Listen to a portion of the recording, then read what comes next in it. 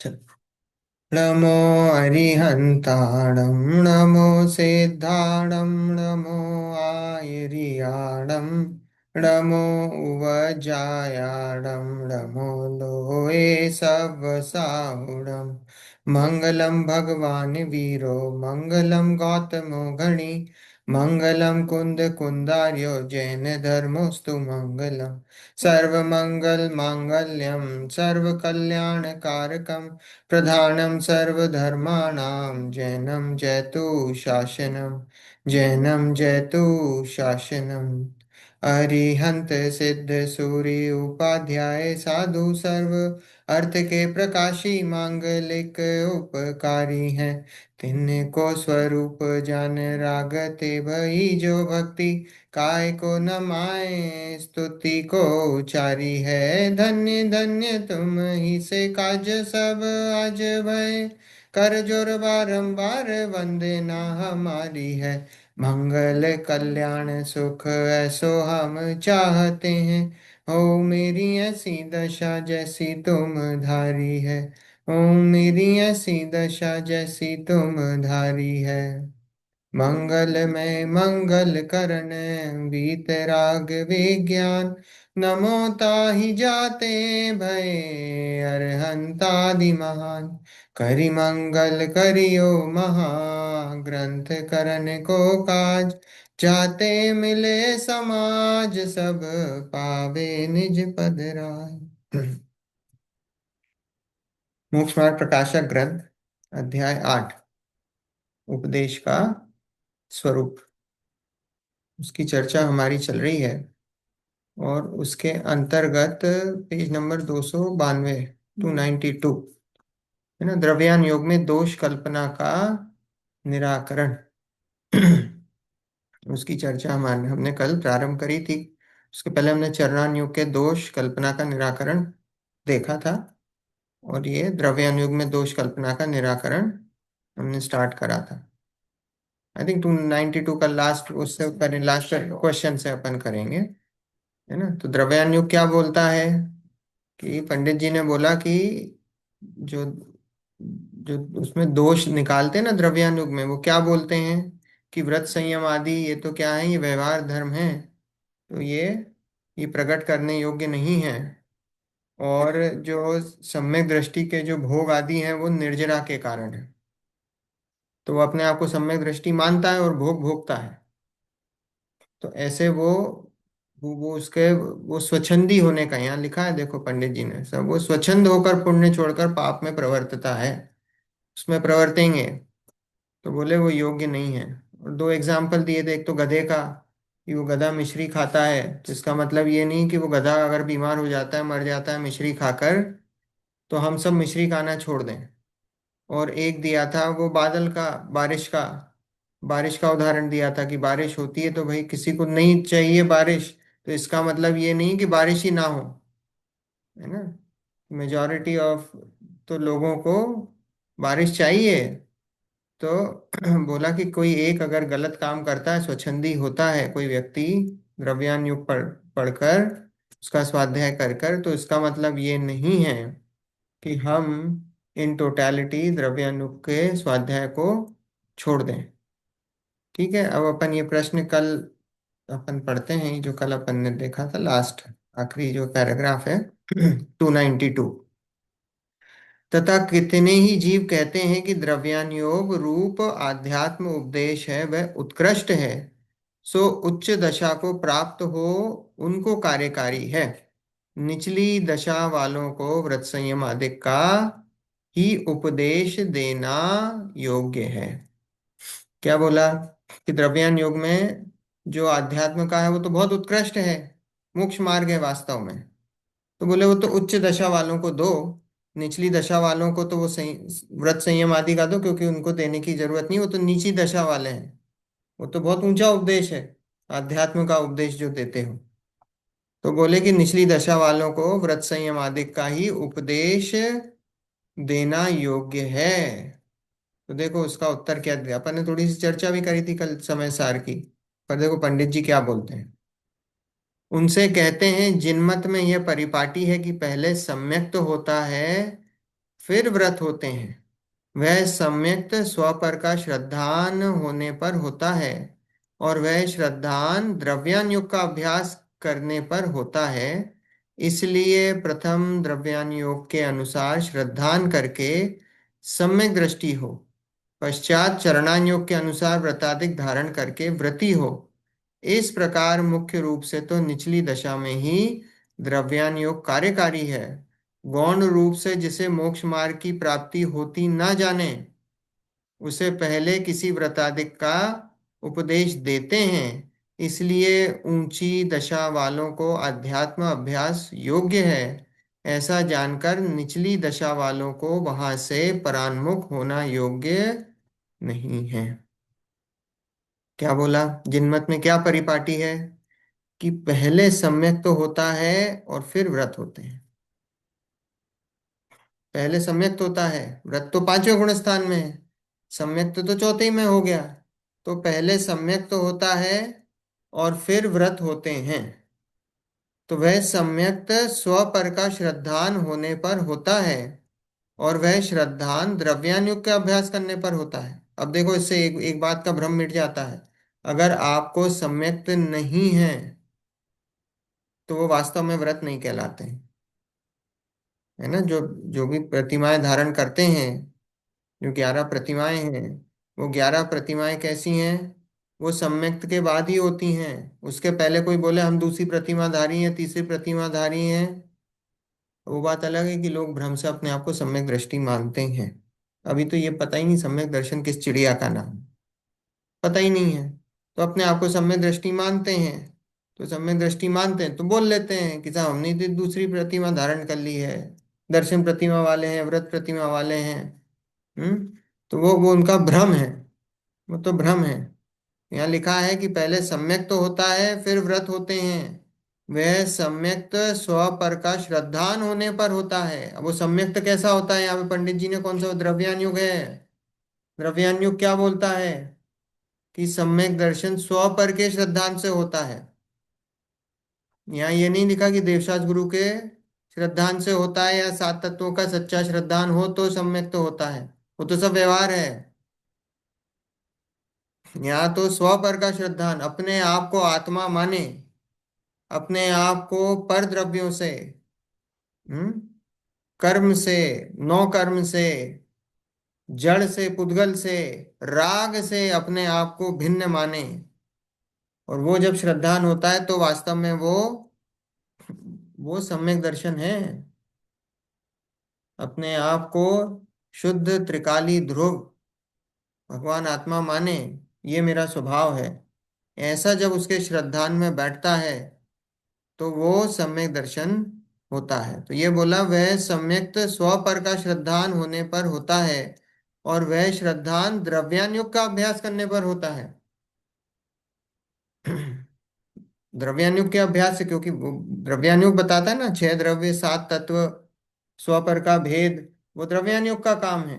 तो वो द्रव्यानुग के अभ्यास करने पर होता है। इसलिए प्रथम द्रव्यानुग के अनुसार श्रद्धान करके सम्यक दृष्टि हो।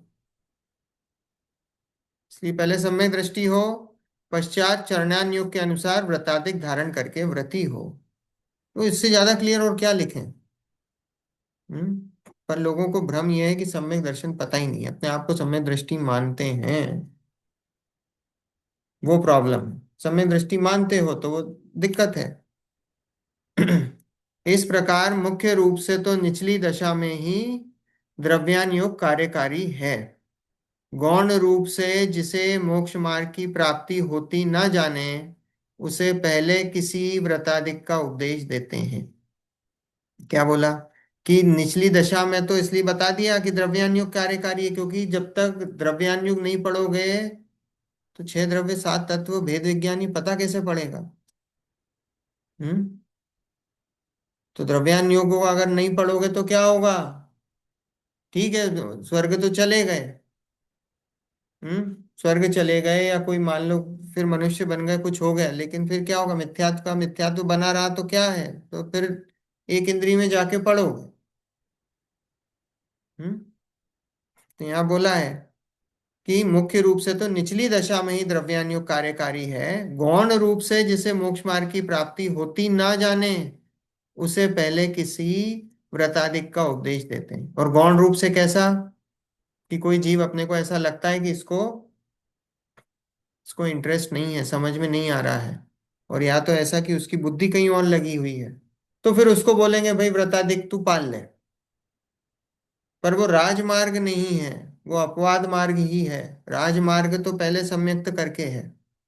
देखो, इसका इससे ये मत लगा लेना कि ये अन्याय अनिति अभक्ष हमको चलेगा, क्योंकि हम तो सम्यक दृष्टि है नहीं। हम सम्यक दृष्टि नहीं तो बोले हमको अन्याय अनिति अभक्ष सब चलेगा, ऐसा थोड़ी है। हम्म? सप्त व्यसनों का त्याग होता है, तो इसका मतलब ये नहीं कि हमें सप्त व्यसनों का त्याग नहीं करना है ना। सम्यक दृष्टि को सप्त व्यसन का त्याग है, तो सप्त व्यसन का त्याग है, अन्याय नीति अभक्ष का त्याग है। तो हमें ये सी सदाचार है, ये हम्म। सदाचार होना ही चाहिए। हम्म? या। सप्त व्यसन कौन से हैं? सप्त व्यसन: झूठ बोलना, चोरी करना, शिकार करना, परस्त्री सेवन, वेश्यागमन, मांस खाना और मदिरा पीना, ऐसे 7 व्यसन हैं। है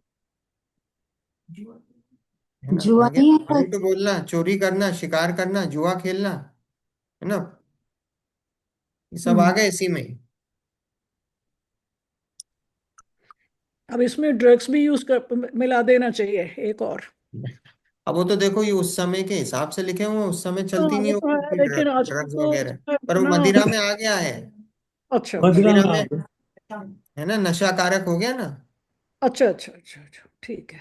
तो वो मदिरा में अब वो तो उस समय के लिखे हुए हैं सप्त व्यसन। हाँ हाँ।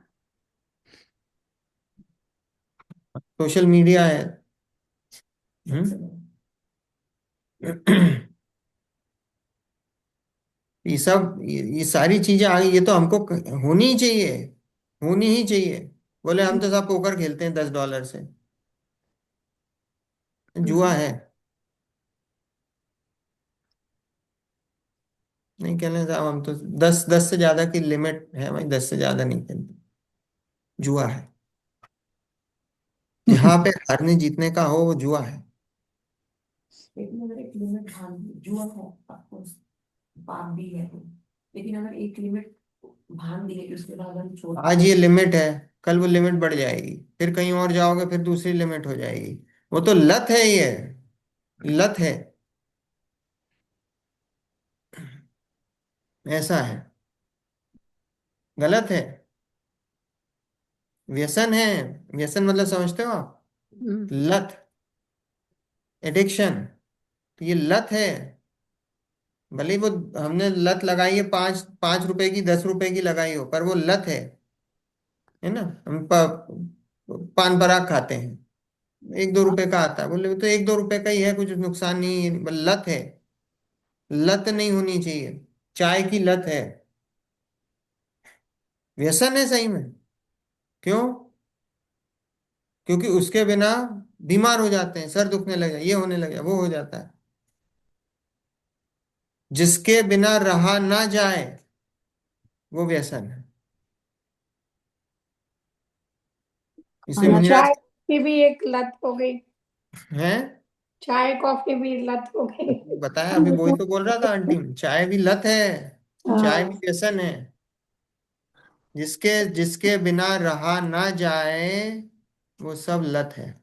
तो ऐसे तो खाना पीना भी लत हो गई। नहीं, खाना पीना लत नहीं है, खाना पीना के बिना, लेकिन खाने में आपको किसी चीज की लत लग गई, हम तो यही खाएंगे, वो ओके। लत। खाना पीना तो लत नहीं है। खाना पीना तो सर्वाइवल के लिए चाहिए ना। हम्म। पर उसके बिना, आप चाय के बिना रहा ना जाए, सर दर्द होने लग जाए, चाय नहीं मिली तो परेशान हो जाए, कॉफी नहीं मिली तो परेशान हो जाए, हम्म। बीमार हो जाए। आजकल तो बहुत ही कम लोग ऐसे होंगे कि जो बिना किसी चीज के सरवाइव कर जाएं। हाँ, तो वो तो आंटी, क्रीम तो बहुत थोड़ी सी होती है ना। मोक्ष कितने लोग जाते हैं? अनंत हम्म। जीव में से कितने लोग मोक्ष जाते हैं? कितने जीव? हम्म। गिने 6 चुने। महीने 8 समय में 608 जीव। उतने ही जीव मोक्ष जाते हैं। हम्म, आप सोचो ना कि हम बोले कि हमारे जैनों की जनसंख्या कम है, फिर जैनों की जनसंख्या में जो जो वास्तव में जो समझते हैं, जिन धर्म का मर्म समझते हैं, उनकी संख्या तो और भी बहुत कम, दुर्लभ है। यस। तो वो दुर्लभ है, तो वो दुर्लभ इसलिए है कि वो क्रीम है। कोई भी कहीं पे भी जाओगे, क्रीम। यहाँ पे अभी दुनिया में बिलेनियर्स कितने हैं, है ना? कितनी 800 करोड़ जनसंख्या है दुनिया की। तो 2-4 हजार बिलेनियर होंगे, है ना? तो 2-4 हजार लोग हैं, उनके पास दुनिया का 80% पैसा है। वो क्रीम है। ऐसे ही ये जो है, ये क्रीम है। जो जो जिन धर्म का मर्म समझते हैं वो क्रीम है। वो क्रीम हमेशा थोड़े ही लोगों की होती है। हम्म, ऐसा है। तीर्थंकर भी तो 24 ही थे। यस। हाँ, वो क्रीम है। और तो एक काल में एक ही हुए, वैसे तो हाँ, चौथे में हुए जो भी। वही है ना कि वो क्रीम है, तो इसलिए जो है, उस पे ध्यान मत दो कि अब इतने लोग हैं, उतने लोग हैं, हम तो इतने ही लोग बचे हैं और इतने से लोग, उससे कुछ नहीं है। देखो, तो गौण रूप से जिससे मोक्ष मार्ग की प्राप्ति होती ना जाने, उसे पहले किसी व्रताधिक का उपदेश देते हैं। इसलिए ऊंची दशा वालों को अध्यात्म अभ्यास योग्य है, ऐसा जानकर निचली दशा वालों को वहां से परान्मुख होना योग्य नहीं है। परान्मुख होना योग्य नहीं है द्रव्यान योग से, कि वहां उपदेश ऊंचे का है। वही उपदेश ऊंचे का ही दिया जाएगा। अपने बच्चे को ऐसा थोड़ी बोलेंगे कि भाई तो कहीं से भी कुछ छोटे मोटे कॉलेज से करके तू हो जाना सेटल। हमेशा उपदेश कहाँ का दिया, भैया तू नहीं, तू आईवी लीग ही जाएगा, मेहनत कर आईवी, फिर जहाँ हो जाए वो बात अलग है। उपदेश तो ऊंचे का ही दिया जाता है। देखो, तथा यदि कहोगे कि ऊंचे उपदेश का स्वरूप निचली दशा वालों को भाषित नहीं होता, बोले निचली दशा वालों को समझ में नहीं आता। हम्म, ऊंचा का उपदेश देते हो, नीची दशा वालों को समझ में नहीं आता। तो उसका उत्तर यह है, और तो अनेक प्रकार की चतुराई जाने और यहाँ मूर्खपना प्रकट करे वह योग्य नहीं है। दुनिया में तो खूब चतुरता है, हम्म, दिखाता है कि नहीं? दुनिया में चतुरता दिखाता कि नहीं? और वास्तव में देखा जाए, त्रियंचों को जब समझ में आ जाता है, त्रियंचों को भाव भाषण हो जाता है, त्रियंचों को पांचवा गुण स्थान तक लग जाता है, तो हम क्या त्रियंचों से गए बीते हैं कि हमें त्रियंचों को जो बात समझ में आ जाती है वो हमको समझ में नहीं आएगी, मनुष्यों को? हम्म। इतने तो गए बीते नहीं है ना। ये तो प्रमाद है। स्वरूप के प्रति अरुचि, उसका नाम प्रमाद। इस स्वरूप के प्रति, आत्मा के प्रति अरुचि है इसको। ये प्रमाद के कारण है ये सब। अभ्यास करने से स्वरूप भली भांति भाषित होता है। अपनी बुद्धि अनुसार थोड़ा बहुत भाषित हो, परंतु सर्वथा निरुद्यमी होने का पोषण करे, वे तो जिन मार्ग का द्वेषी होना है। अभ्यास करने से, तो बोलते ना मुहावरा, करत करत अभ्यास के जड़मति होत सुजान, रस्सी आवत जात ही सिल पर होत निशान। हम्म, है ना? क्या है कि अभ्यास करने से क्या होता है, जड़मति भी क्या हो जाता है, सुजान हो जाता है, पंडित हो जाता है। कैसे? जैसे रस्सी आप खींचते हो ना बार बार, तो क्या होता है, तो रस्सी बार बार खींचते हो तो वो जिस पत्थर से खींचते हो, कुएं से पानी निकालते हो, जिस पत्थर पे वो रस्सी है, वो रस्सी का निशान उस पत्थर तक पे हो जाता है, वो पत्थर तक घिस जाता है। हम्म। ऐसे ही यहाँ बोला, अभ्यास करने से स्वरूप भली भांति भाषित होता है। स्वाध्याय क्यों करते हैं हम? ज्ञान में निर्मलता आए, जो वस्तु स्वरूप है वो वस्तु स्वरूप हमको प्रकट हो हमारी ज्ञान की पर्याय में। जैसा वस्तु स्वरूप है वो वस्तु स्वरूप भाषित हो हमारी ज्ञान की पर्याय में, इसलिए स्वाध्याय करा जाता है।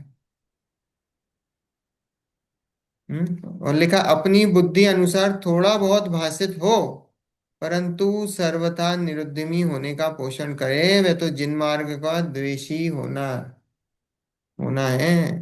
बोले बुद्धि के अनुसार हो सकता है थोड़ा बहुत कम हो, ज्यादा हो, है ना। किसी का बहुत तेज होता है, बहुत जल्दी याद हो जाती हैं चीजें, होते कि नहीं। अकलंग देव थे, एक बार पढ़ने से याद।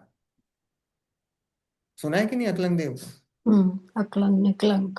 है ना, निकलंक थे उनको 2 बार, और अकलंक देव को 1 बार। उनने, निकलंक देव ने जो है अपनी आहुति दी। सॉरी, है ना, वो पड़े हुए थे पीछे, और फिर उनको फॉलो कर निकलंक देव ने कहा कि साहब मेरे को तो, दोनों भाई, उनने कहा कि मेरे को तो 2 बार में याद होता है, आपकी ज्यादा जरूरत है।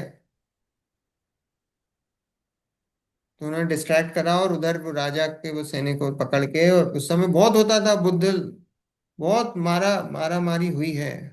हम्म, अभी का तो सही में काल बहुत अच्छा है, कम से कम धर्म के नाम पे मार तो नहीं रहे हमको। पहले तो खूब हुआ, बहुत डर के रहते थे। अभी खुद ये तोडरमल जी का ही ले लो। या उनको हाथी हैं? के। हाथी के नीचे कुचलवा दिया, 45 साल किसी ने कान भर दिए राजा के। अभी का काल तो बहुत अच्छा है उस अपेक्षा से। हम्म।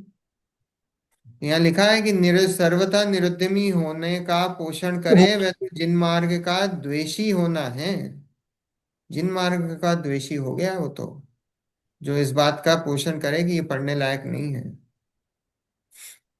हम्म।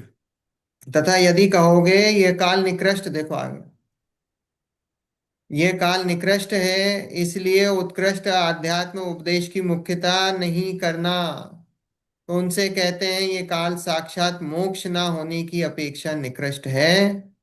आत्म अनुभव नादिक द्वारा सम्यक्त आदिक होना इस काल में मना नहीं है। इसलिए अनुभवनादिक के अर्थ द्रव्यान योग का अवश्य अभ्यास करना। आ गई बात कि काल निकृष्ट है, बोले मोक्ष तो होता नहीं है पंचम काल में। बोले क्यों हमसे मेहनत करवा रहे हो, मोक्ष तो होता नहीं है। यहाँ लिखा है कि मोक्ष ना होने की अपेक्षा से तो निकृष्ट है, उस अपेक्षा से तो है निकृष्ट। क्या करें अब? हमने तो कोई डिसाइड करा नहीं था कि साहब हम यहाँ पंचम काल में जन्म लेंगे। जैसी आयु बांधी होगी वैसा हुआ है सब कुछ। तो बोले कि वो तो ठीक है, कोई उसमें हम वो नहीं कह रहे हैं कि मोक्ष की अपेक्षा से तो निकृष्ट है, लेकिन आत्म अनुभवन की अपेक्षा से कैसा है? सम्यक्त में कोई बाधा नहीं है, सम्यक्त में कोई बाधा नहीं है। तो लिखा है सम्यक्त आदिक होना इस काल में मना नहीं है। इसलिए आत्म अनुभवनादिक के अर्थ द्रव्यानुग का अवश्य अभ्यास करना। देखो आगे की गाथा, वहीं षटपाहुड़ में कहा है।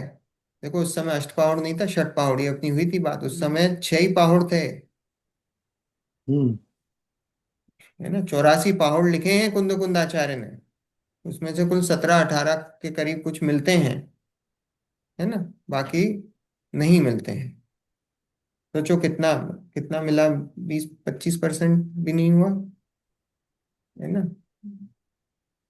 20% है कुल, उतने से मिलते हैं। तो षटपाहुड़ मतलब अब तो अष्टपाहुड़ हो गया है, वो उस समय षटपाहुड़ था। तो षटपाहुड़ में, मोक्ष पाहुड़ में कहा है। पाहुड़ मतलब होता है भेंट, है ना।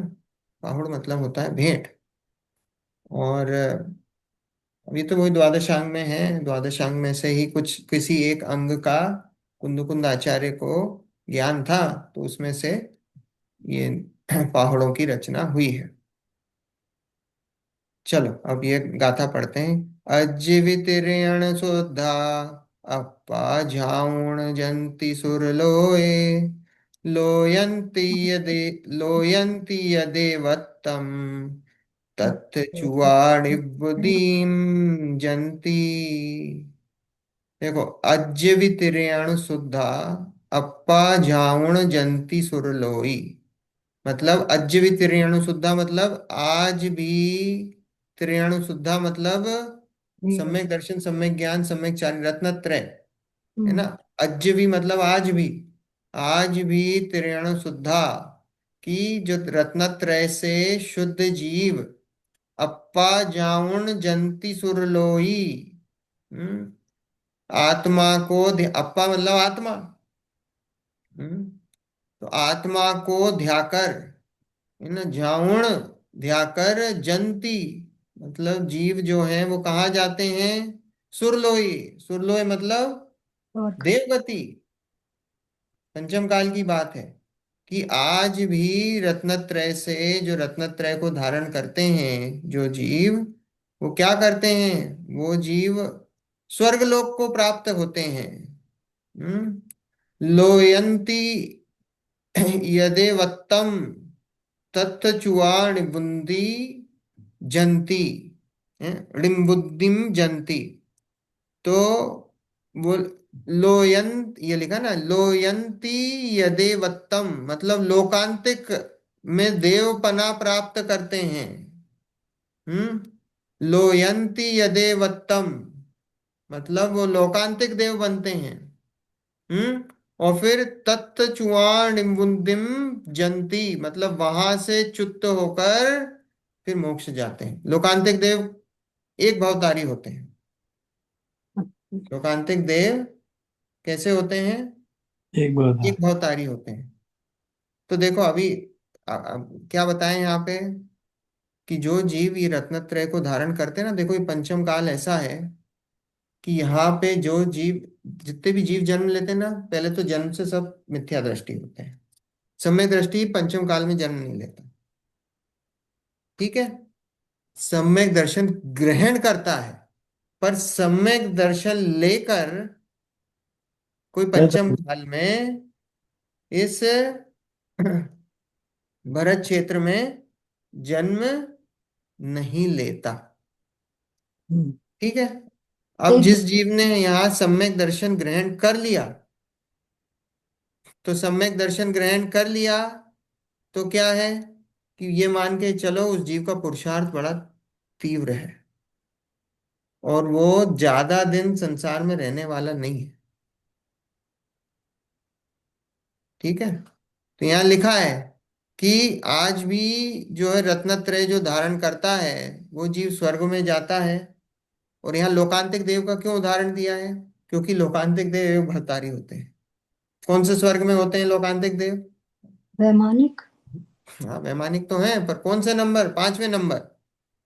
लोकांतिक देव पांचवें नंबर के स्वर्ग, ठीक है। पांचवें स्वर्ग में। हाँ, है ना, पांचवें स्वर्ग में होते हैं। और इनकी संख्या कितनी है, संख्यात है, इनकी संख्या भी ज्यादा है। अब जैसे इंद्र बोले, सौधर्म इंद्र बोले, तो भाई सौधर्म इंद्र तो एक ही है ना। पर अब लोकांतिक बोला है तो लोकांतिक कितने हो गए कि भाई संख्यात है। लोकपाल हैं, वे लोकपाल हैं वो चार हैं। दक्षिण के देवेंद्र हैं वो छह, तो वो सब एक भवतारी हैं, पर वो उनकी संख्या बहुत कम है कि भाई छह हैं, चार हैं, 10 हैं, कोई वो हैं। तो और पंचम काल में जीव कहाँ तक जा सकता है स्वर्ग में, कौन से वैमानिक, कौन सा विमान आखिरी है, हम्म, हम्म, हम्म। 16वें स्वर्ग। 16वां। 16वां। 16वें स्वर्ग में जा सकता है पंचम काल का जीव। 16 स्वर्गों तक द्वार खुला हुआ है, 16 स्वर्ग से ऊपर नहीं जा सकता पंचम काल का। उतना पुरुष, उतना वो उसके परिणाम विशुद्ध होते ही नहीं कि वो 16वें स्वर्ग से ऊपर चले जाए। पर वो विरले होते हैं जो 16वें स्वर्ग तक जाते हैं, बहुत कम गिनती के पांचवा स्वर्ग ही बहुत बढ़िया है। हैं। हाँ अभी लोकांतिक देव बन जाओ, पांचवे में अकेले लोकांतिक नहीं रहते हैं, हम्म, है ना, अकेले लोकांतिक नहीं है, और भी देव हैं, है हम्म। ना। अच्छा। पर पांचवें स्वर्ग में लोकांतिक देव होते हैं। हम्म, तो लोकांतिक देव ये भवतारी, इसलिए लोकांतिक देव का यहाँ उदाहरण दिया हम्म, है ना। तो ऐसे घबराने वाली बात नहीं है। जैसे आप ट्रेन में जाते हो ना या फ्लाइट में जाते हो, तो हम्म, फ्लाइट में कैसी होती है, आपको मान लो इंडिया जाना, तो कैसे होती है कि कनेक्टिंग फ्लाइट होती है। हम्म कनेक्टिंग फ्लाइट होती कि नहीं? हम्म तो ये ऐसे ही है, यहाँ पे सम्यक दर्शन ग्रहण करो, अभी डायरेक्ट मोक्ष नहीं है, अभी डायरेक्ट मोक्ष नहीं है। तो क्या डायरेक्ट करें? फ्लाइट में। हमने एक जगह कनेक्शन ले लिया, लोकांतिक देव बन गए। ये सम्यक दर्शन ग्रहण करा, वो और लोकांतिक हमने जो देव। है कनेक्शन लिया, बीच में हमने ले ओवर हुआ हमारा लोकांतिक देव वाला, और वापस मनुष्य गति धारण करके मोक्ष। मोक्ष। ये बढ़िया। ये बड़े खुश हो रहे हैं सबके सब। है। वाह। तो सर्वार सिद्धि तो ऊपर है, वो 5 अनुत्तर विमान है। अभी तो 16 स्वर्ग के ऊपर 9 अनुदेश, 9 ग्रेवियक, 9 अनुदेश, और 5 अनुत्तर सबसे ऊपर, वहां तो जा ही नहीं सकते हैं। हम्म। वहां नहीं जा सकते हैं पंचम काल का जीव, जा सकते हैं पर पंचम काल में अभी जो हमारी स्थिति, वहां नहीं जा सकते। इतना अच्छा। इतना उग्र जो है परिणाम विशुद्ध नहीं होते हैं कि वो 16 स्वर्ग से ऊपर जा सके। ठीक है, तो अभी तो वो ग्रेवियक और अनुदिश तो बात की बात है ना? तो अभी तो 16 स्वर्ग में ही है। पर 16 स्वर्ग में भी लिखा है पांचवें, अभी इसमें 5वें स्वर्ग में जाओगे, है ना? देव और बन गए। हाँ, देव बन के एक भगोर लिया बन गए। एक भाव और लिया और हो गया। तो इसलिए मेरा यहाँ दिया है पंडित जी ने, तो कुंद आचार्य ने लिया है क्या, कि लोकांतिक में देवपना प्राप्त करते हैं, हम्म, वहां से च्युत होकर मोक्ष जाते हैं, हम्म, वहां से निकलकर मोक्ष मोक्ष। चले जाते हैं। तो लेडीज कहाँ तक जा सकती हैं? लोकांतिक देव बन सकते हैं। लेडीज भी 16 तक जा सकती हैं, बराबरी है पंचम काल में। आप घबराओ मत, हर जगह पीछे छोड़ दिया है, नहीं तो लेडीजों को बेचारों को पीछे छोड़ दिया ना, भी मोक्ष नहीं जा सकते हैं, ये नहीं हो सकता, वो नहीं हो सकता। हाँ तो तो कम से कम। सोल तो लेडीज भी पंचम उसमें जा सकती है। बिल्कुल लोकांतिक देव बन सकती हैं, हम्म। हम्म, और लोकांतिक देव बनकर एक भाव में अगले भाव से मोक्ष। तो ऐसी कोई वो बंदिश नहीं है कि लेडीज पंचम पांचवें स्वर में जाके लोकांतिक देव नहीं बन नहीं नहीं, सकती। ऐसी कोई बंदिश नहीं है।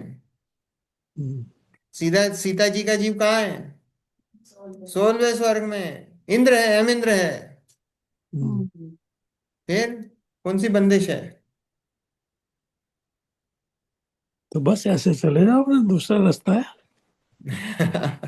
सबके लिए खुला है रास्ता, कोई ऐसा थोड़ी है।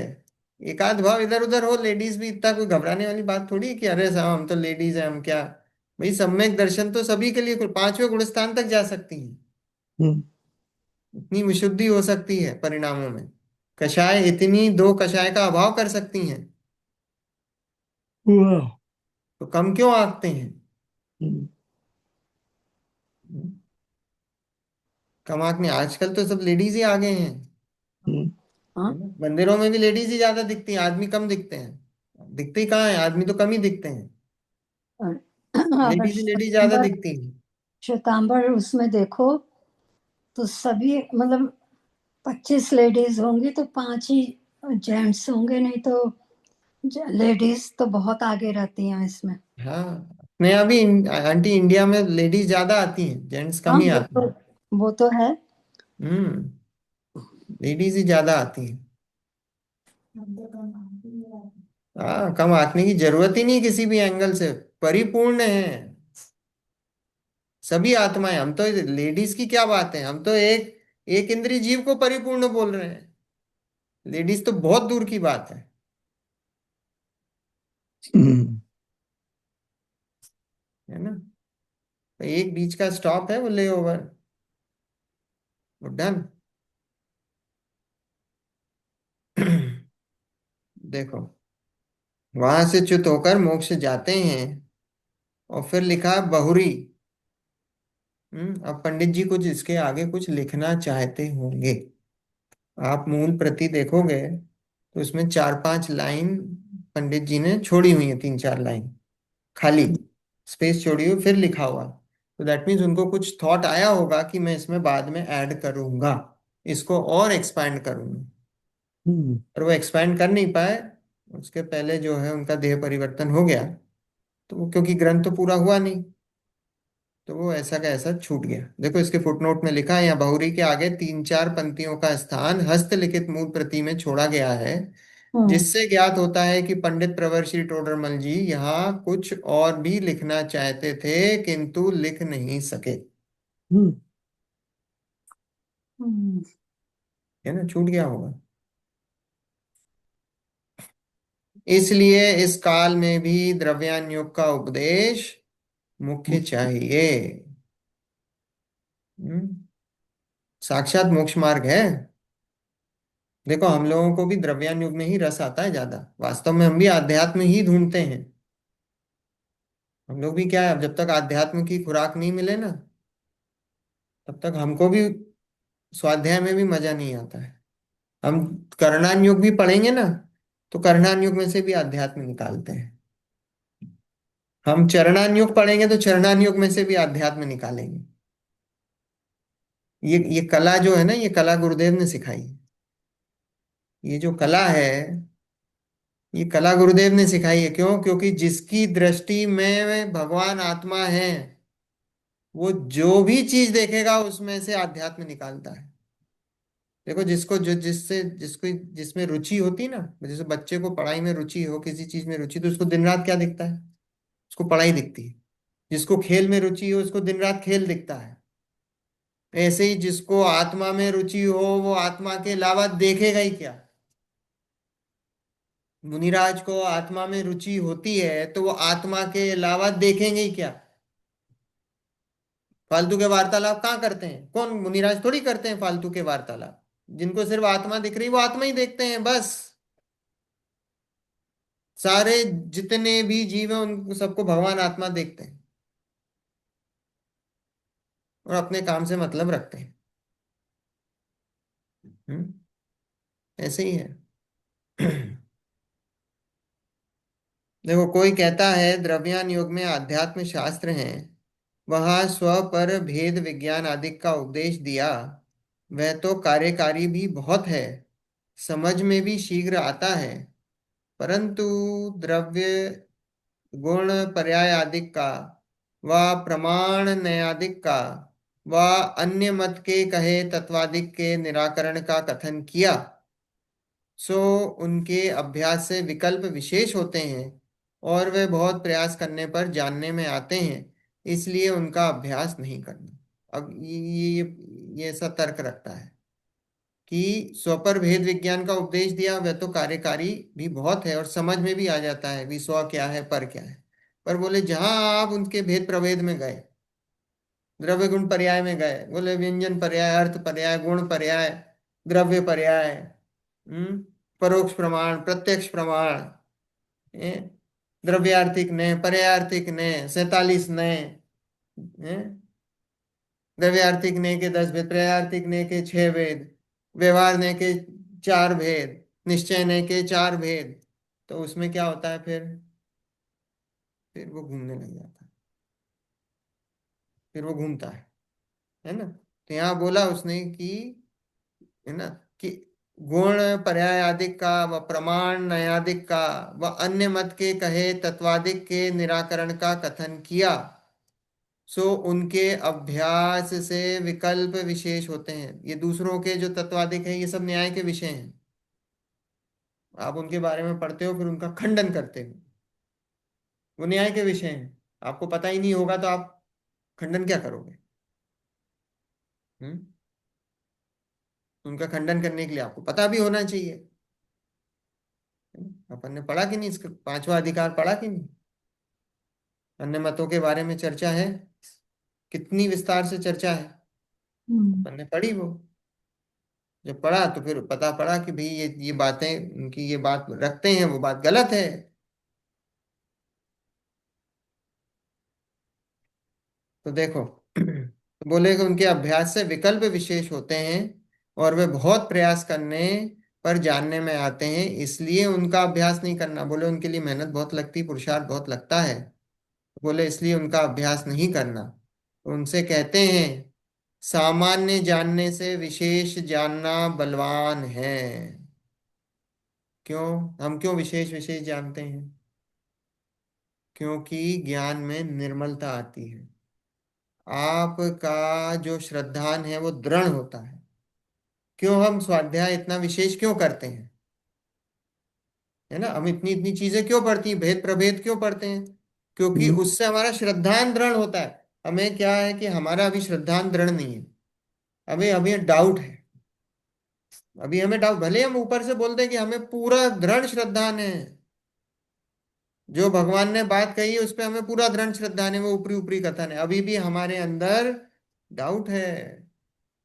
क्योंकि भगवान ने जो बात बताई है हम उस पर विश्वास नहीं कर रहे हैं। विश्वास कर लिया होता तो सम्यक दर्शन हो गया होता। तो अभी विश्वास नहीं है हमें। जो जिनवाणी में बात कही है, जो तीर्थंकरों ने बताई है, जो भगवान ने बताई है, उनकी बातों पर हमें विश्वास नहीं है।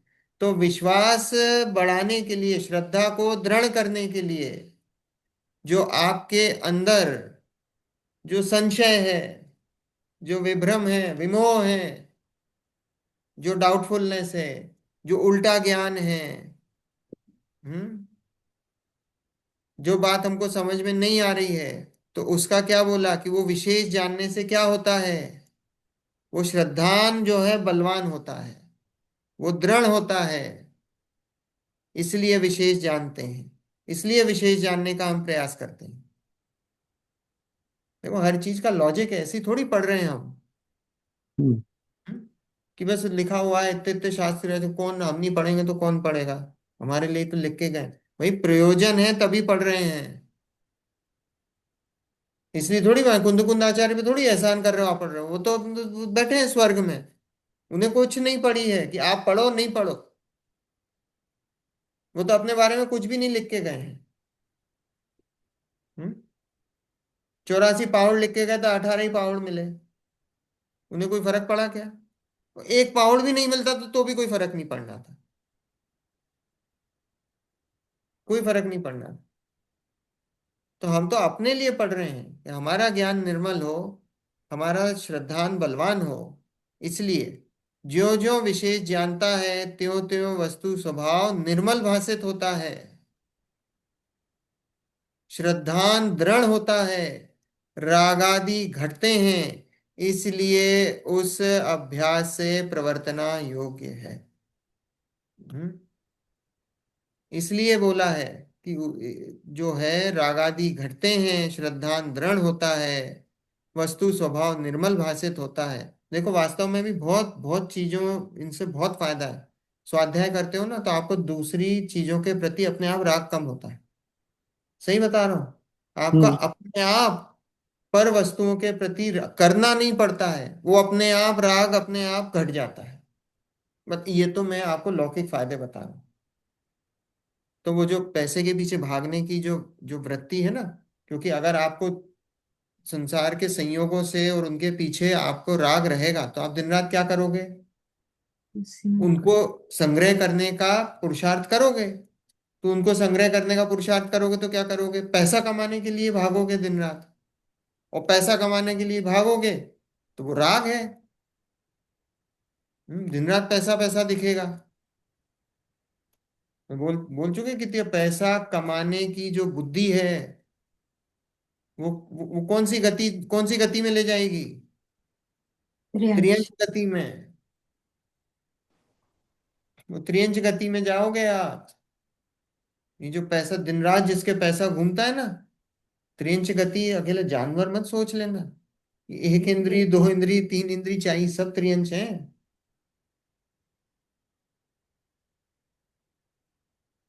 हम्म? ये दिन रात जिसके पैसा पैसा घूमता है, त्रियंच गति है। त्रियंच गति का बंध का कारण है। निगोद भी त्रियंच है।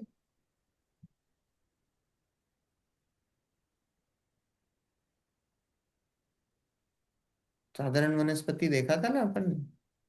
हम्म, देखो यहाँ लिखा है रागादि घटते हैं, इसलिए उस अभ्यास में प्रवर्तना योग्य है। किसमें? भाई वस्तु स्वरूप का, द्रव्यान युग का अभ्यास करना ये प्रवर्तना योग्य है। भेद विज्ञान करना, हमेशा भेद विज्ञान की धारा चलनी चाहिए। घर में बैठे हो, गाड़ी में बैठे हो, बच्चों के साथ बैठे हो, कहीं भी बैठे हो, भेद विज्ञान चलना चाहिए। इस प्रकार चारों अनुयोगों में दोष कल्पना करके अभ्यास से परान्मुख होना योग्य नहीं है। हम्म? चारों ही अनुयोग कार्यकारी हैं, उनकी कोई ना कोई उपयोगिता है। उसमें जो दोष कल्पना करते हैं तो वो सब मिथ्या दृष्टि है। देखो, व्याकरण न्यायादि शास्त्रों की उपयोगिता, ये थोड़ी सी बात पहले भी आई थी, 2 पैराग्राफ यहाँ और बीच में ऐड करे हैं। बहुत छोटा सा प्रकरण है। तथा व्याकरण न्यायाधिक शास्त्र हैं, उनका भी थोड़ा बहुत अभ्यास करना, क्योंकि उसके ज्ञान बिना बड़े शास्त्रों का अर्थ भाषित नहीं होता। थोड़ा बहुत नॉलेज होना चाहिए, है ना। थोड़ा बहुत होना चाहिए। आज के समय में तो ऐसी स्थिति हो गई, हिंदी भी नहीं समझते हैं लोग जो इंडिया में रहे हैं। उनकी तो छोड़ ही दो, आप यहाँ पे जो बच्चे हैं उनकी तो चलो लैंग्वेज लिमिटेशन है। भाग ही खराब है, क्या करें। नहीं, इंडिया में भी आजकल लोग बोलते हैं our first language is English. हाँ, दे से हाँ। बड़े शहरों में तो यही हो गया है, माँ बाप भी हिंदी नहीं बोलते हैं। हम्म, ये नहीं कह रहे कि इंग्लिश में कोई प्रॉब्लम है। आजकल तो इंग्लिश में भी ट्रांसलेट हो रहे हैं ग्रंथ, पर जो भाव आते हैं ना ओरिजिनल लैंग्वेज में, वो नहीं आ पाते हैं। नहीं, ऐसा है। इंग्लिश में पढ़ तो लो आप, पर वो भाव नहीं आते हैं वैसे। हम्म, उसका वस्तु का स्वरूप नहीं समझ में आता ठीक ठीक से। नहीं आता आंटी, वो भाव वैसे आते ही नहीं उस लैंग्वेज में। हम्म, ऐसा है। अब ये तो ये मेरा पर्सनल क्यों, क्योंकि अब हम इंग्लिश हमारी सेकंड लैंग्वेज है हम्म, और हिंदी हमारी फर्स्ट लैंग्वेज है। तो हम्म, हिंदी फर्स्ट लैंग्वेज है हमारी, तो हमको हिंदी में हम कंफर्टेबल है, तो इसलिए हमको ऐसा लगता हो, हम्म, है ना। अब मैं, हो सकता है कि जो जिसकी इंग्लिश फर्स्ट लैंग्वेज हो, हाँ, उसको मैं इंग्लिश में उससे बात करूं, हो सकता है उसको वो इंग्लिश ज्यादा उसको कंफर्टेबल लगती हो, इंग्लिश में पूरी बात समझ में आती हो। इसलिए मैं, देखो, अपनी बात में बायस्ड हूँ, है ना। इस हम्म, मामले में मैं थोड़ा बायस्ड हूँ, तो इसलिए हो सकता है गलत भी हूं मैं, है ना। हम्म, ऐसी कोई वो बात नहीं है। पर यहाँ लिखा है कि व्याकरण न्यायाधिक शास्त्र हैं, उनका भी थोड़ा बहुत अभ्यास करना, क्योंकि उनके ज्ञान बिना बड़े शास्त्रों का अर्थ भाषित नहीं होता। नहीं होता है। हम्म, हिंदी साधारण समझ में नहीं आती। अभी अपन मोक्ष मार्ग प्रकाशक पढ़ रहे हैं, हाँ, कितनी ही जगह हम पढ़ते हैं, अगर हमारा स्वाध्याय नहीं हो तो हम वो बात समझ में नहीं आती है, अर्थ का अनर्थ निकल जाता है। राइट। होता है।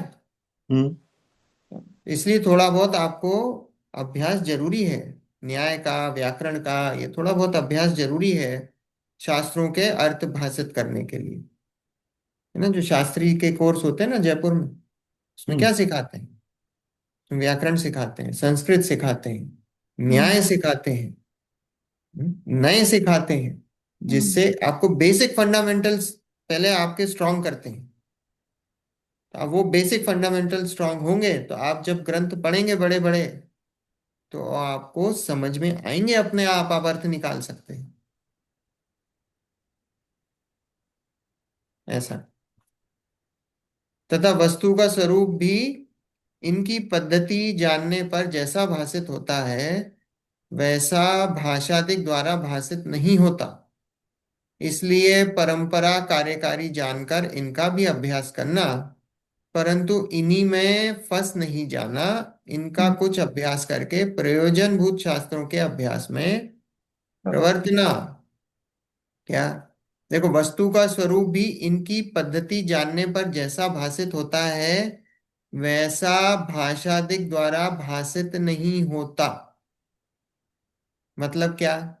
कि वस्तु का स्वरूप जो जिन्होंने ये न्याय व्याकरण थोड़ा बहुत अभ्यास करा हो ना, तो वो उनको वस्तु का देखा ना कि वस्तु का स्वरूप भी इनकी पद्धति जानने पर जैसा भाषित होता है, वैसा भाषादिक द्वारा भाषित नहीं होता। जो हम लोकल लैंग्वेज में बता देते हैं, वो लोकल लैंग्वेज से वो बात क्लियर नहीं होती है जितनी अगर आपने थोड़ा सा, अगर व्याकरण न्याय अगर थोड़ा सा पढ़ रखा हो, जैसा उनको भाषित होता है, जैसी क्लैरिटी उनके माइंड में आती। पंडित जी क्या बोल रहे हैं कि जैसी क्लैरिटी उनके माइंड में होती है जिन्होंने थोड़ा सा अभ्यास कर रखा हो, वर्सेस जिनको अपन लोकल लैंग्वेज में कुछ भी, जिन्होंने कुछ नहीं पढ़ा हम उनको समझाते हैं, है ना। आज जैसे कोई मिल गया हमको, और जिसने कभी कुछ पढ़ा नहीं हो सुना नहीं हो, हम उसको वस्तु का स्वरूप बताएं अपनी लैंग्वेज में, बोले साहब लेमैन लैंग्वेज में बताओ, हमने उसको लेमैन लैंग्वेज में बताया।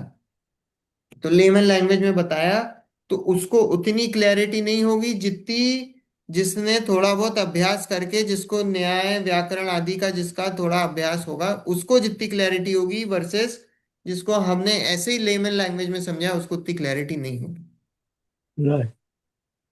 ऐसा है ना। अब देखो ये, अब इसके अपवाद सब जगह हैं, ये मत लगा लेना।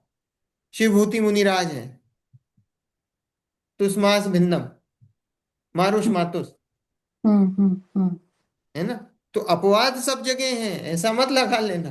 त्रियंचों को कौन सा है, त्रियंचों को कौन सा न्याय व्याकरण सबसे ज्यादा सम्यक दृष्टि कहाँ है, त्रियंचों में है, क्योंकि उनकी पॉपुलेशन सबसे ज्यादा है। हम्म। तो वो सबसे ज्यादा है सम्यक दृष्टि। तो उनको कौन सी लैंग्वेज, वो कौन सा व्याकरण, कौन सा न्याय नहीं है, है ना। पर ये तो हमारे अभी मनुष्यों की बात चल रही है, और खासकर पंचम काल के जीवों की बात चल रही है। हम्म।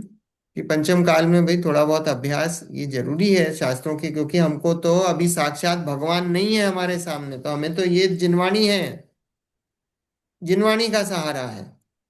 और जिनवाणी का सहारा है तो जिनवाणी को समझने के लिए हमको थोड़ा बहुत तो बेस अपना बनाना पड़ेगा ना, तो समझ में आएगी, नहीं तो नहीं आएगी। तो इसलिए बोला कि जिसको, तो जिसको अभ्यास हो तो उसको क्या है, उसको क्लैरिटी ऑफ माइंड होता है, क्लैरिटी ऑफ थिंग्स होती है।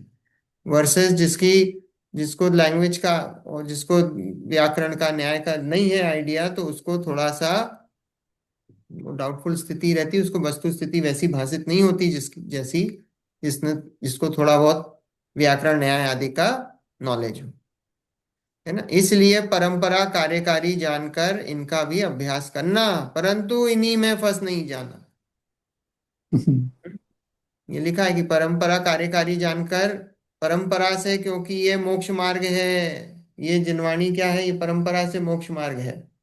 तो बोले परंपरा कार्यकारी जानकर इनका भी अभ्यास करना, पर बोले कि इसमें फंस नहीं जाना। ये व्याकरण क्या है, ये व्याकरण भी पढ़ाते हैं।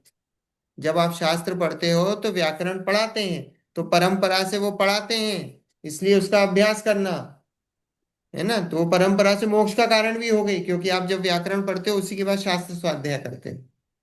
तो वो परंपरा, वो कार्यकारी जानना, पर बोले इसमें फंस नहीं जाना कि साहब हम तो व्याकरण में अब हमारा जो है अनुप्रास अलंकार और ये अलंकार और वो और रूपक और ये और वो, और उसमें हम फंस गए, और हम ऐसी इसको ऐसा लिखेंगे, उसको ऐसा पढ़ेंगे, उसका ऐसा करेंगे, उसका वैसा करेंगे। तो बोले उसमें फंस नहीं जाना, इनका कुछ अभ्यास करके प्रयोजन भूत शास्त्रों के अभ्यास में प्रवर्तना। बोले अपना जितना कार्यकारी दिखे उतना करना। और वास्तव में प्रयोजन क्या है, कि प्रयोजन भूत शास्त्र, अभी हमारे लिए प्रयोजन भूत शास्त्र क्या है हम लोगों के लिए, अभी तो वास्तव में हम लोगों के लिए प्रयोजन भूत शास्त्र द्रव्यान युग के ही शास्त्र है। क्यों, क्योंकि हमारे पास समय बहुत कम है। वैसे ही सबके समय की कमी है, लोग यही तो बोले 24 घंटे भी कम पड़ रहे हैं, है ना। तो समय की कमी है, तो समय की कमी है तो प्रयोजन भूत ही करना पड़ेगा हमको। तो प्रयोजन भूत क्या है, अभी वेद विज्ञान है प्रयोजन भूत हमारे लिए, तो द्रव्यान योग हमारे लिए अभी प्रयोजन भूत है ना। तो प्रयोजन भूत शास्त्रों के अभ्यास में प्रवर्तना, तथा वैद्यक आदि शास्त्र हैं उनसे मोक्ष मार्ग में कुछ प्रयोजन ही नहीं है। इसलिए किसी व्यवहार धर्म के अभिप्राय से बिना खेद के इनका अभ्यास हो जाए तो उपकार आदि करना, पाप रूप नहीं प्रवर्तना, और इनका अभ्यास ना हो तो मत हो, कुछ बिगाड़ नहीं है। हम्म। हम्म, वैदिक आदि शास्त्र अपन ने पढ़े थे ना, कि हाँ वैदिक आदि शास्त्र भी होते हैं। वैदिक हम्म, आदि शास्त्र किस लिए लिखे? कि भाई जिससे कि लोग दूसरी तरफ डाइवर्ट नहीं हो जाए। उनने कहा कि साहब हमारे यहाँ भी है, रुको, आपको इसमें हम्म, इंटरेस्ट है, हमारे पास भी है वो लिखी हुई है बात। तो बोले लेकिन उनसे मोक्ष मार्ग में कोई प्रयोजन ही नहीं है। वैदिक आदि शास्त्र से मोक्ष मार्ग में क्या प्रयोजन है? कोई प्रयोजन नहीं है, मोक्ष मार्ग में कोई प्रयोजन नहीं है। हम्म, है ना? इसलिए किसी व्यवहार धर्म के अभिप्राय से बिना खेद के इनका अभ्यास हो जाए तो उपकार आदि करना। तो बोले कि कभी आपके पास समय हो, और व्यवहार धर्म के अभिप्राय से, क्योंकि ये भी जनागम में आए हैं, समय है हमारे पास, तो हमने व्यवहार धर्म के अभिप्राय से बिना खेद के, मतलब कोई उसमें खेद नहीं, हाँ ठीक है हमारे पास टाइम है, हम पढ़ रहे हैं, थोड़ा बहुत इंटरेस्ट है तो हम पढ़ते हैं, उनका अभ्यास हो जाए तो कर लेना। तो लिखा तो उपकार आदि करना, वैद्य आदि बन गए तो क्या करना? कि भी लोगों का उपकार करना, सहायता करनी हाँ उनकी। सहायता करना। कोई बीमार हो, कोई हो तो उसको, उसके लिए जड़ी बूटी देके और उसको जो भी दवाई वगैरह देके उसका उपकार आदि करना, पाप रूप नहीं प्रवर्तना। पाप रूप नहीं प्रवर्तना मतलब उसका फायदा मत उठा लेना, कि साहब हम ठीक है थोड़ा बहुत पैसा लोगे, आपकी आजीविका है जो भी है, पर ऐसा नहीं कि उसके बदले आप लोगों का फायदा उठाओ। पाप रूप नहीं प्रवर्तना। हम्म। और इनका अभ्यास ना हो तो मत हो, कोई फर्क नहीं पड़ता, ना हो तो ना हो, कोई क्या, इससे क्या हो रहा, मोक्ष मार्ग तो है ही नहीं। ना हो तो ना हो, कुछ बिगाड़ नहीं है इनके, अगर इनको नहीं पढ़ोगे तो कुछ भी बिगाड़ नहीं होने वाला। ये तो एंसिलरी है, हो गया तो हो गया, नहीं हुआ तो कोई उसमें कोई कोई दिक्कत नहीं है। हम्म। इस प्रकार जिन मत के शास्त्र निर्दोष जानकर उनका उपदेश मानना। है ना? अब ये जो हेडिंग वगैरह है ये तो सब, ये पंडित जी के हेडिंग नहीं है। ये व्याकरण न्यायादि शास्त्रों की उपयोगिता, और ये अनुयोगों में दिखाई देने वाला परस्पर विरोध का, ये सब हेडिंग तो बाद में दिए गए हैं, क्योंकि वो शास्त्र को व्यवस्थित करा ना, क्योंकि वो पंडित जी तो लिखते जा रहे थे, उनका हुआ कहाँ था कंप्लीट। है ना? ये जो अध्याय वगैरह भी बनाए ये पंडित जी ने नहीं बनाए हैं, ये तो हमने जब पढ़ा तो हमको कहाँ ब्रेक पॉइंट लगा कि यहाँ से वो चेंज। पंडित जी ने कहीं कहीं पे वो मंगलाचरण लिखा है, तो वहां से हम समझ गए कि अध्याय वो बदल, पर हेडिंग वगैरह सब बाद में सब हुए हैं। हम्म, है है ना? तो ऐसे ही यहाँ पे ये इतना सा है, ये प्रकरण ये सब बाद में हुए हैं, बाद में दिए गए हैं ये सब हेडिंग वगैरह। हम्म। अब समय हो गया है, अगले वीक अगले हफ्ते अपन ना, आज की बात अपन यही विराम देते हैं, और अनुयोगों में दिखाई देने वाला परस्पर विरोध का निराकरण, बहुत अच्छी चर्चा है ये भी। अब ये परस्पर विरोध, आपस में विरोध दिख रहा है, उसका निराकरण करेंगे। है ना? कहीं पे कोई बात किस अर्थ में, कहीं पे कोई बात किस अर्थ में, तो बोले उनमें विरोध नहीं है आपस में, हम मानते हैं, हमारे अज्ञान दशा है कि हम उसको विरोध मानते हैं। है ना? भाषित होता है नहीं। क्या बोले उनका? भाषित होता है विरोध, बाकी है हाँ नहीं। भाषित होता है, भाषित होता है, पर विरोध है नहीं कहीं पे भी जिनवाणी में। विरोध नहीं। विरोध पूर्वापर के दोष रहित हम्म, है, मतलब जो पहले कोई बात आई हो और अभी कोई बात आई हो, आपस में कोई विरोध नहीं है जिनवाणी में। हम्म। हम्म, ऐसा है। तो चलो जिनवाणी स्तुति।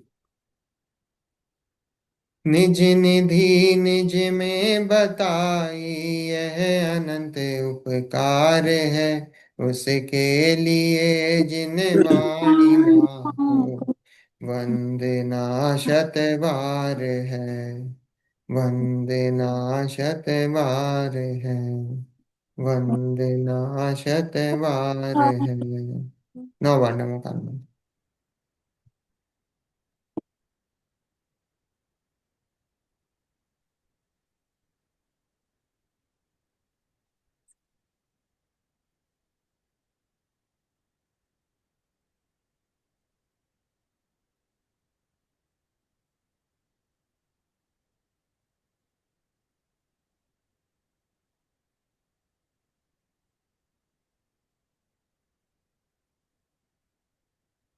जय जिनेन्द्र। जय जिनेन्द्र जय एवरीवन। जिनेन्द्र। जय जय जिनेन्द्र। जय जिनेन्द्र। जय जिनेन्द्र। जय जय जिनेन्द्र। जी। रात्रि। जय जिनेन्द्र। जय जय जय जिनेन्द्र।